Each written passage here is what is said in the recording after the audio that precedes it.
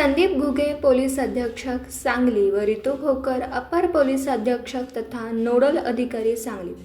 यांच्या आदेशान्वये तसेच विमला एम उपविभागीय पोलीस अधिकारी शहर विभाग सांगली, प्रणिल गिल्डा उपविभागीय पोलीस अधिकारी मिरज, सचिन थोरबोले उपविभागीय पोलीस अधिकारी तासगाव व दादासाहेब चोडाप्पा पोलीस उपाधीक्षक गृह तथा सहाय्यक नोडल अधिकारी सांगली यांच्या मार्गदर्शनाखाली विधानसभा सार्वत्रिक निवडणूक 2024 अंतर्गत सांगली जिल्ह्यामधील एकूण 8 विधानसभा मतदारसंघामध्ये निवडणूक प्रक्रिया सुरू असून निवडणुकीचे अनुषंगाने लागू असलेल्या आदर्श आचारसंहितेस बाधा येऊ नये तसेच कोणताही अनुचित प्रकार अथवा कायदा व सुव्यवस्थेचा प्रश्न निर्माण होऊ नये याकरिता सांगली जिल्हा पोलीस दल तत्पर व सतर्कतेने कार्य करत आहे। त्याप्रमाणे जिल्ह्यामध्ये मोठ्या प्रमाणात पोलीस बंदोबस्तही तैनात करण्यात आला। विधानसभा सार्वत्रिक निवडणूक 2024च्या अनुषंगाने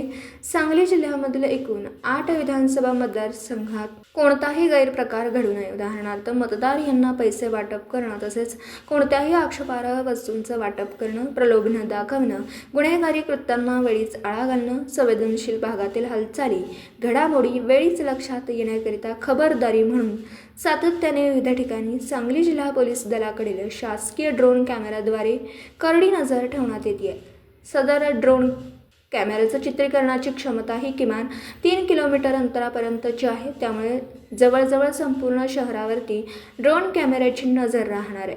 त्यानुसार आज दिनांक 18 नोव्हेंबर रोजी 282 सांगली मतदारसंघामधील सांगली शहरातील बडर कॉलनी, शामराव नगर, ST स्टँड परिसर या भागात 281 मिरज मतदारसंघामधील मिरज शहरातील अमननगर, समतानगर, इंदिरानगर, भारतनगर या भागात तसेच 287 तासगाव कवटेमंकाळ मतदारसंघातील तासगाव शहरामध्ये सोमवार पेठ, मोमीन मोहल्ला या ठिकाणी शासकीय ड्रोन कॅमेऱ्याद्वारे करडी नजर ठेवण्यात आली आहे। सदरवेळी संबंधित पोलीस ठाण्याचे प्रभारी अधिकारीच पोलीस उपनिरीक्षक पठाण, सायबर पोलीस ठाणे, पोलीस हेड कॉन्स्टेबल मुजावर, जिल्हा विशेष शाखा सांगली व इतर स्टाफ हजर होते।